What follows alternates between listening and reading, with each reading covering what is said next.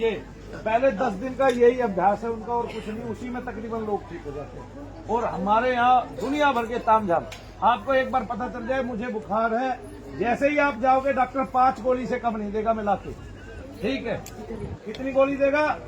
एक बेटनीसोल देगा, सिट्रीजिन देगा अधिक मिला के, एक पैरासीटामोल देगा, एक डाइक्लोफेनिक देगा या ब्रूफिन देगा मिला के, और एक एंटीबायोटिक देगा, है ना मनु भैया को यार।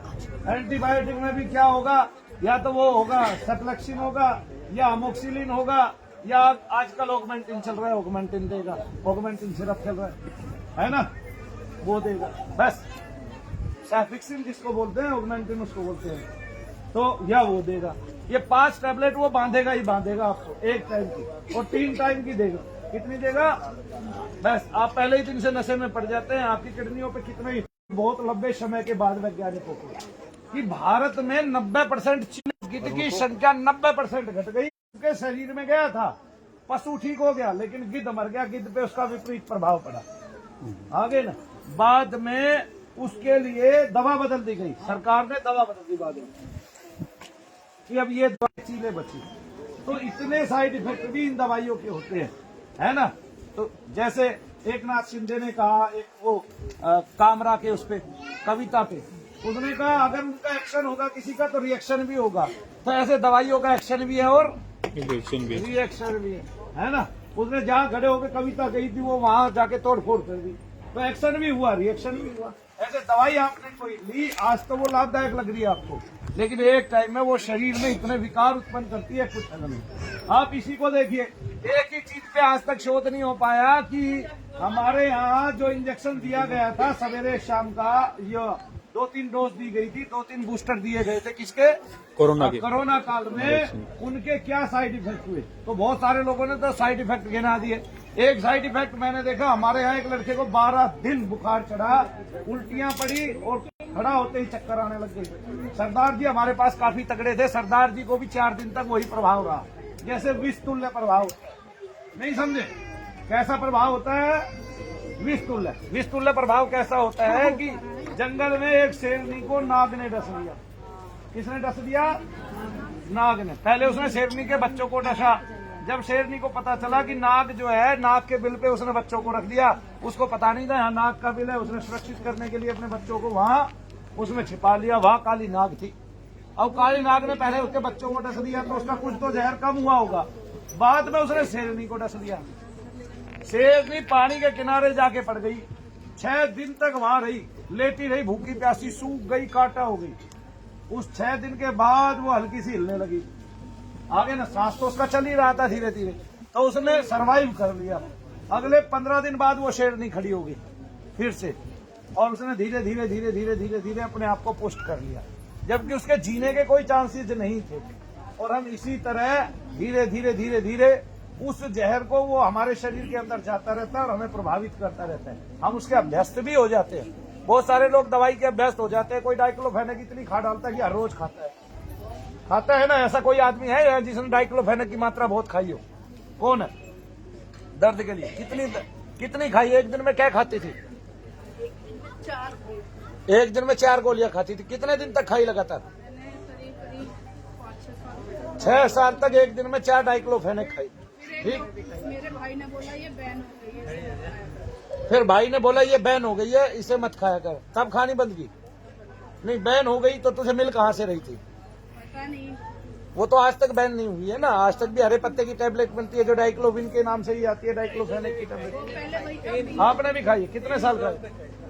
3 साल तक 3 गोली रोज खाते थे। 2 गोली रोज खाते। 2 गोली क्या गोली खाते थे रोज? 2 गोली रोज खाते थे। जय शनिदेव बोलो सारे। बोलो शंकर भगवान की जय, शनिदेव महाराज की जय। आज शनि अमावस्या का दिन है। यह दिन बड़ा ही शुभ माना जाता है। इस अमावस्या पर हम नांदी मुख श्राद्ध करते हैं। क्या करते हैं? नांदी मुख श्राद्ध करते हैं। ये शनिदेव महाराज का दिन होता है, दिवस होता है। और इस दिन पर शनिदेव महाराज हमारे पितरों को शांति व मुक्ति प्रदान करते हैं। पहले तो आज के दिवस के लिए हम स्वागत करते हैं, भगवान से प्रार्थना करते हैं कि आज हम जो शनि धाम में इकट्ठे हुए हैं, हमारी सबकी मनोकामनाएं आप सिद्ध करना। बोलो जय शनिदेव। जय शनि। तो शनिदेव महाराज के कई मंत्र हैं।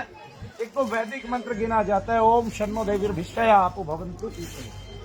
इसके आगे हम फिर सभी देवताओं को, अधिदेवताओं को, 50 देवताओं को प्रणाम करते हैं।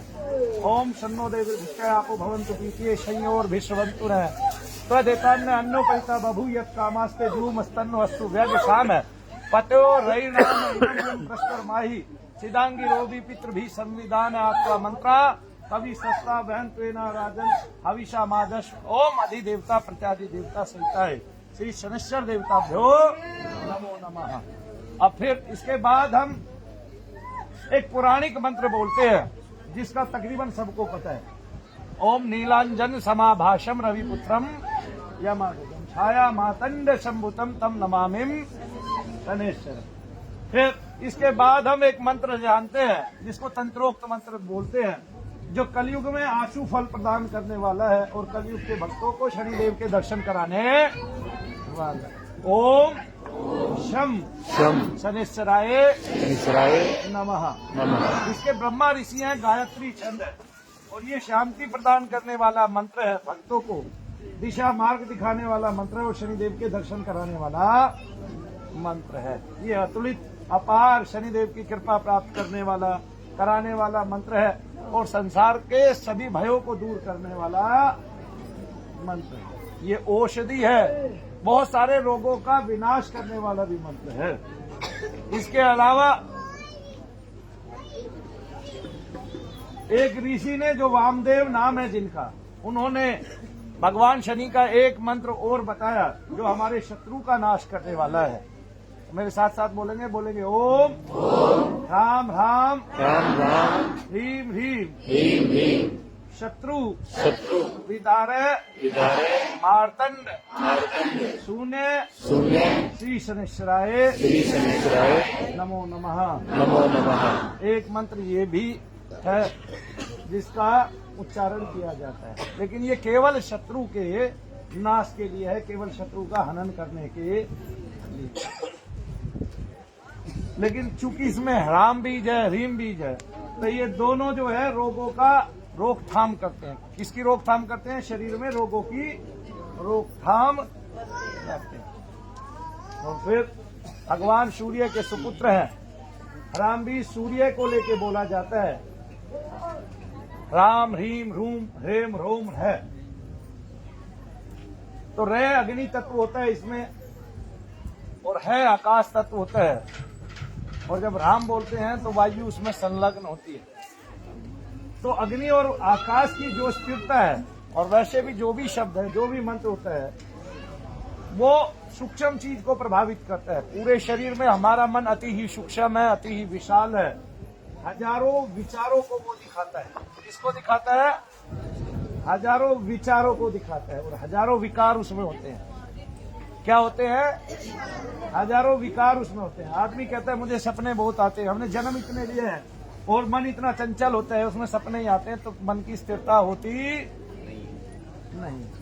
मन का जो संचालन करता है वो है चंद्रमा। कौन है? चंद्रमा। तो मन जब स्थिर हो जाता है तो उसका एक पार्ट हो जाता है, एक होता है दक्षिणी ध्रुव और एक होता है जी उत्तरी ध्रुव। तो उत्तर दक्षिण होता है और पूर्वी ध्रुव और पश्चिमी ध्रुव नहीं करेंगे। बोलो, पूरा पश्चिम कहाँ जाएगा? है जी।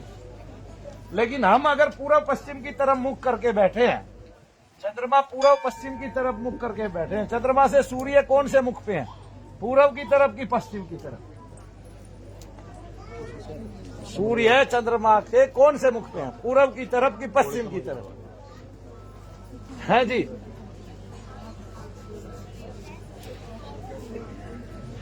चलो उधर मुंह करो अपना, इंटेलिजेंट, या मेरी तरफ मुंह करो, ऐसे सीधा मुंह करो ऐसे। हाँ, अब ये तुम्हारा कौन सा ध्रुव है? चंद्रमा सूर्य की तरफ मुख करके बैठे हैं, तो मुख किधर है? सूर्य किधर है चंद्रमा से? पूर्व में है कि पश्चिम में है कि उत्तर में है कि दक्षिण में है जी? पश्चिम में। तो जब सूर्य को चंद्रमा देखेंगे वहां खड़े होके अपनी जगह से, तो किधर पड़ेंगे? किस तरफ देखेंगे? देखेंगे तो पूर्व में ना। अब पूर्व किधर है? पूर्व उधर है जी। पूर्व किधर है? उधर है।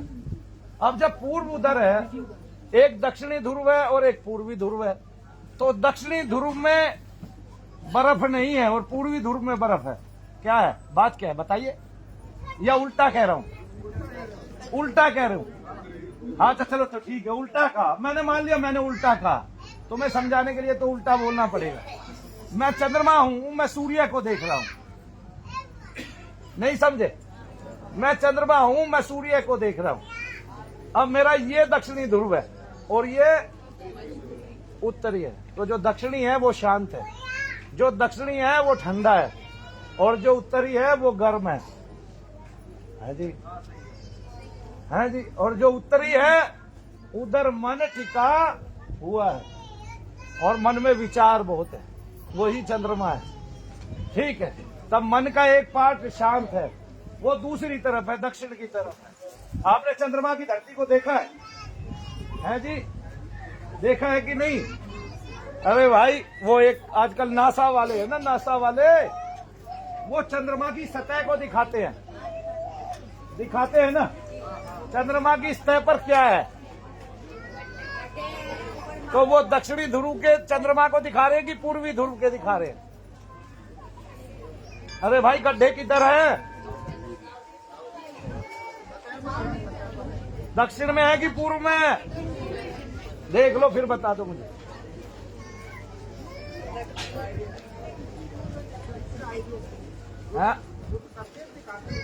हाँ, तो जो सरफेस दिखाते हैं वो क्या है? गड्ढों से भरा।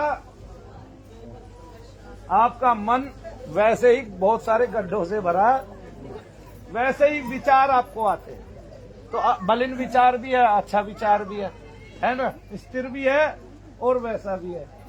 चंद्रमा के सरफेस पे इतने गड्ढे होने का मतलब ही ये है कि जो आपका मन है वो चंचल है, उसमें ऊंचे नीचे विचार बहुत आते।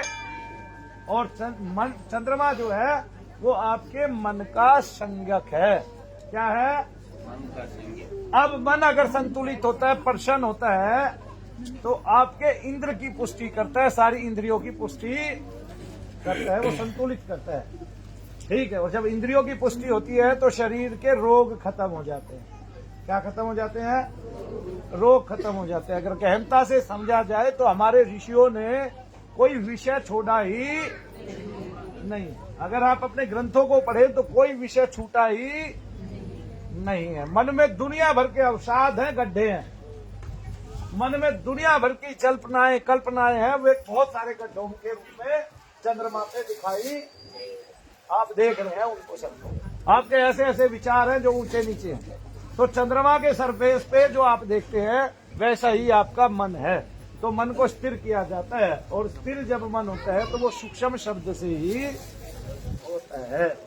जब इंद्र कमजोर पड़ता है और शत्रु उस पे युद्ध करने के लिए चढ़ जाता है और आपके मन पे भी कब्जा कर लेता है, तब शत्रु का पता चलता है कि मन पे किसने कब्जा कर लिया। आप रोने की विचार में थे नहीं, आप रो रहे हैं। आप चलने के विचार में थे नहीं, आप उठ के चले जा रहे हैं रोड तक। आपको पता नहीं है, आपको वहां जाना नहीं है, आपको ये भी पता है वहां जाना नहीं है, नुकसान है, लेकिन फिर भी आप यहाँ से उठते हैं, भागते हैं जी। आपको 4 आदमी पकड़ रहे होते हैं, फिर भागते हैं आप। तो ये कौन है? जो मन पे काबू कर है जी। तो राक्षसों की अंदर से चढ़ाई मन पर होती है, वो मन को विचलित करते हैं, उच्चाटन देते हैं, और मन विचलित होता है, उच्चाट होता है। संसार में मन नहीं रमता, हमेशा निम्न स्तर के विचार हमारे मन में आते रहते हैं। चल उठ खड़ा हो, फांसी खा, चल उठ खड़ा हो, जहर खा, यहाँ कुछ नहीं रखा है तेरा, कोई तेरा नहीं है जी। पत्नी ने पति को देख लिया तो गुस्सा आने लग गया, आंखों में भर गए गुस्सा। क्यों? क्योंकि मन जो है वो किसी और के अधीन नियंत्रण में आ गया। तब मन और कौन? चंद्रमा और कौन? चंद्रमा और कौन? इंद्र। सारी इंद्रियां इकट्ठी होके चंद्रमा यानी कि मन के साथ अपनी बुद्धि यानी कि बृहस्पति से हाँ जी, बृहस्पति की मदद से, अपनी बुद्धि यानी कि बृहस्पति की मदद से। किसकी शरण में जाते हैं? बृहस्पति को आगे करके भगवान शंकर की शरण में जाते हैं, भगवान ब्रह्मा की शरण में जाते हैं और कहते हैं नाथ त्राहिमाम, यानी कि भगवान की शरण में। तब ब्रह्मा जी कहते हैं कि शिव को प्रसन्न करें। अब इसका अर्थ क्या है कि ब्रह्मा जी कह रहे हैं कि शिव को प्रसन्न करें, और फिर कोई ना कोई उनमें से देवताओं में से वो लग जाता है ना, आपके पंच तत्वों में से कोई ना कोई लग जाता है जो फिर शिव की सेवा करता है, और जो शिव की सेवा करता है फिर उसको वरदान मिलता है, वो अभय हो जाता है, और इंद्रियां अपने पथ पर, इंद्र देवता अपने पथ पर वापस आरूढ़ हो जाते हैं, अपने रथ पर वापस सवार हो जाते हैं। ठीक है, अब इंद्र के हाथ में एक आयुध है, उस आयुध का मतलब ये है कि जब वो पुष्ट होगा, संतुष्ट होगा, तब वो सारे दूसरे विकारों का हनन कर देगा और उनको खींच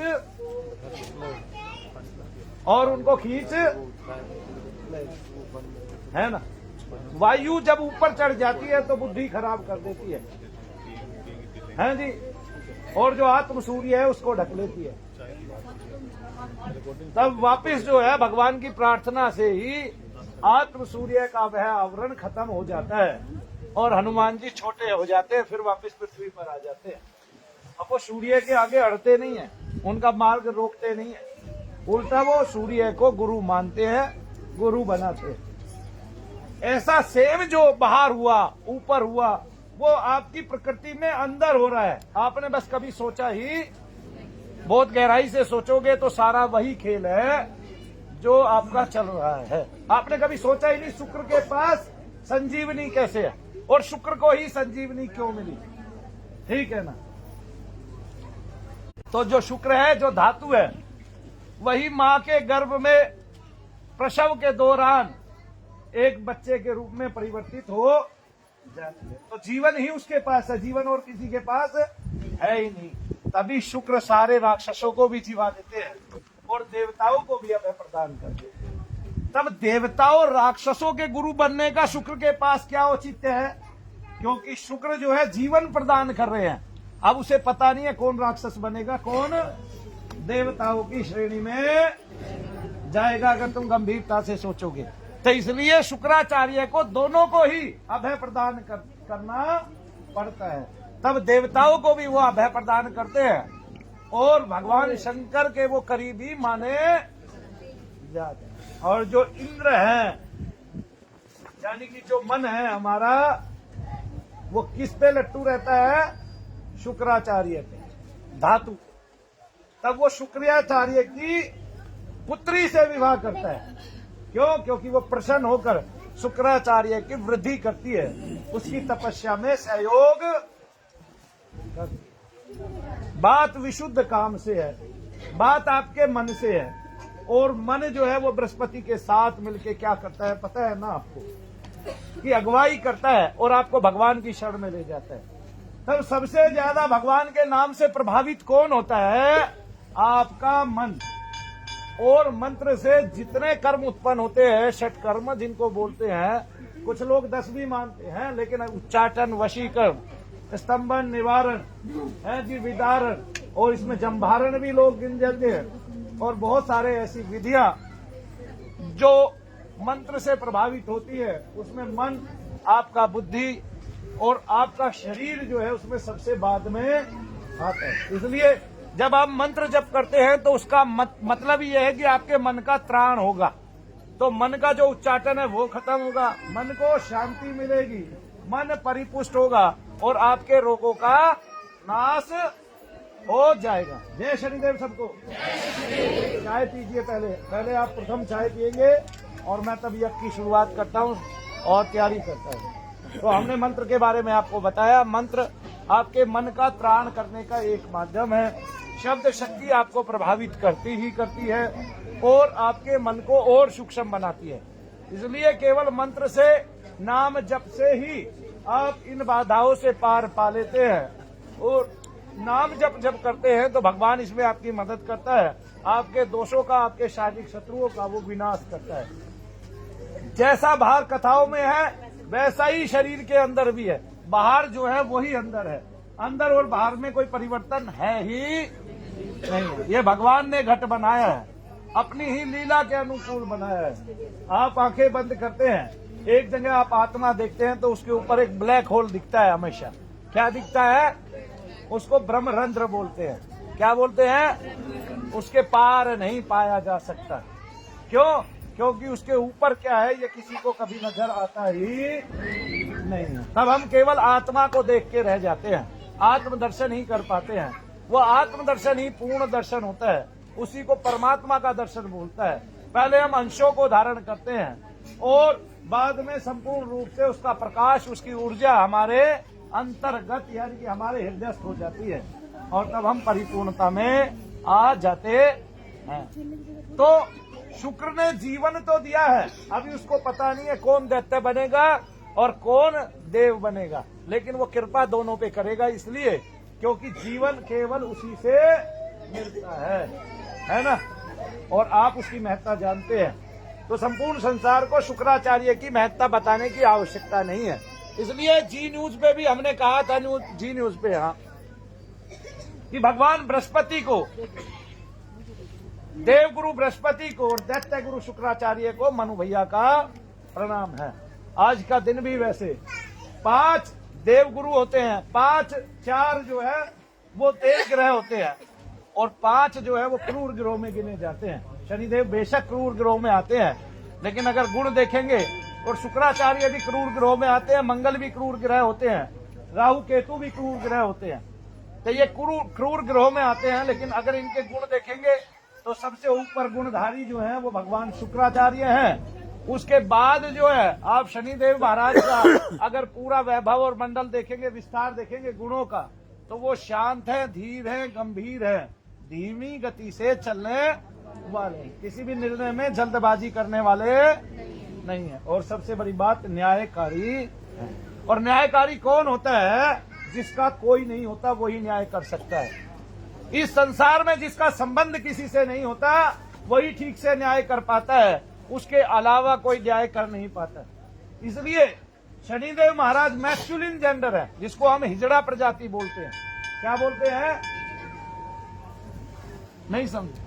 अब उसका ना तो तू है ना ये है, तो वो न्याय करेगा ही और उसके न्याय में दम होगा, उसका न्याय सत्य पर आधारित होगा ही।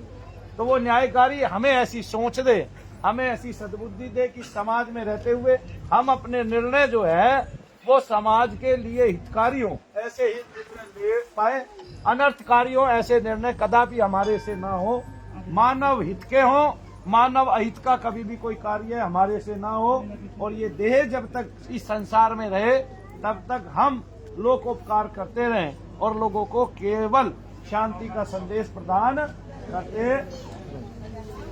तो मन विकारों से ग्रसित था, उस पे भी प्रबल राक्षस ने उस पे कब्जा कर लिया। हम पहले से ही विकारों में घिरे थे, उस पे भी प्रबल राक्षस ने उस पर कब्जा कर लिया। यानी कि राक्षस कभी भी इंद्र पद पर कब्जा कर लेते हैं। इंद्र पद पर कब्जा करने का मतलब ही ये है कि शरीर के अंदर जो शैतान है वो अपनी मर्जी से आपके शरीर को चलाने लग रहा है, आपकी 10 इंद्रियों का यूज कर रहा है। तो मन का भी कर रहा है, बुद्धि का भी कर रहा है जी। बुद्धि से बार बार कह रहा है चल उठ खड़ा हो फांसी खा, और मन का कर रहा है इसलिए कि खड़ा हुआ और चलने लग रहा है। आपकी सारी इंद्रियों पे उसने कब्जा कर लिया ऐसे।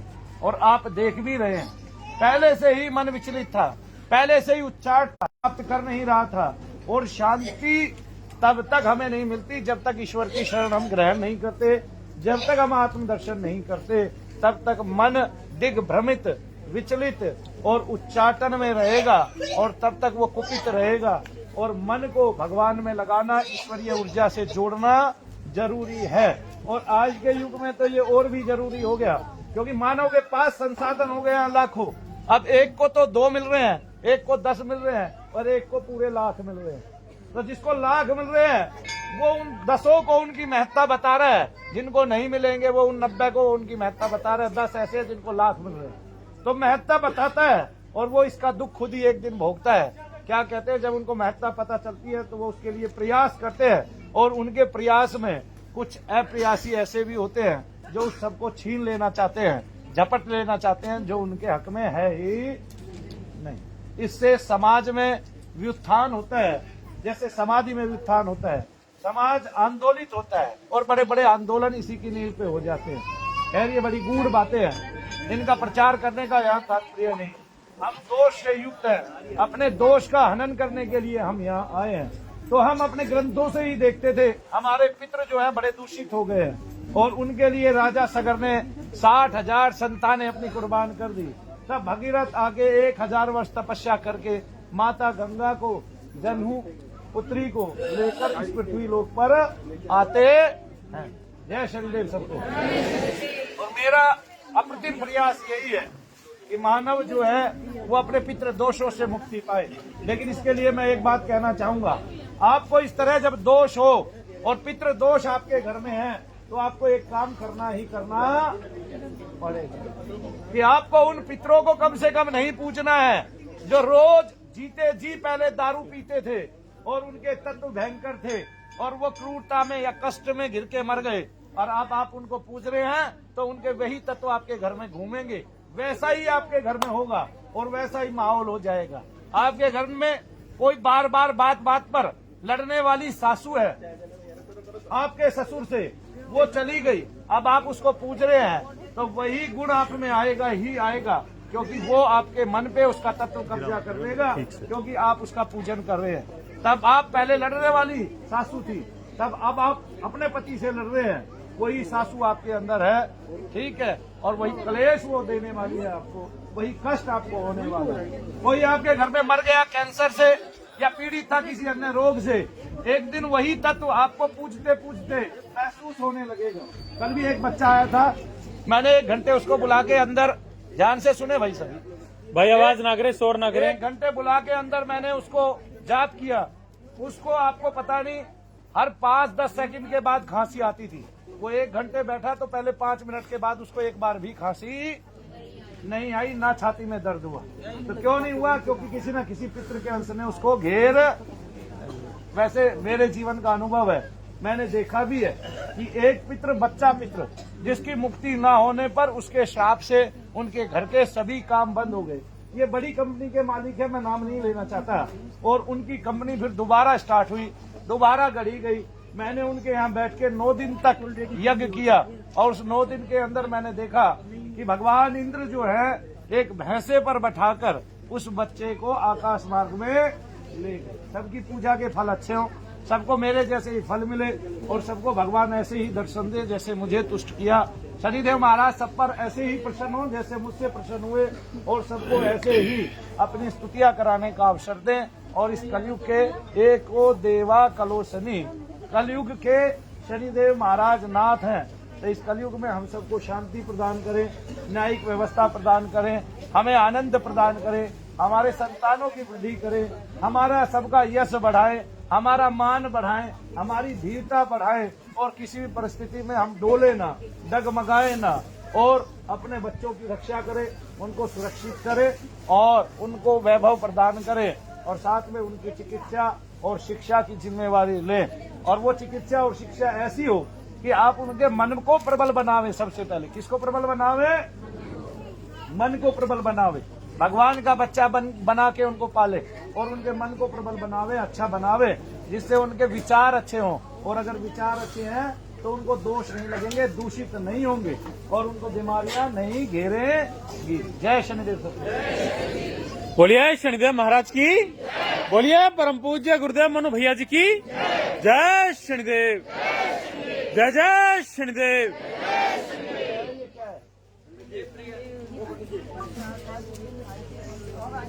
ये बात नहीं है, चले जाए ना, नहीं खाते नहीं है फिर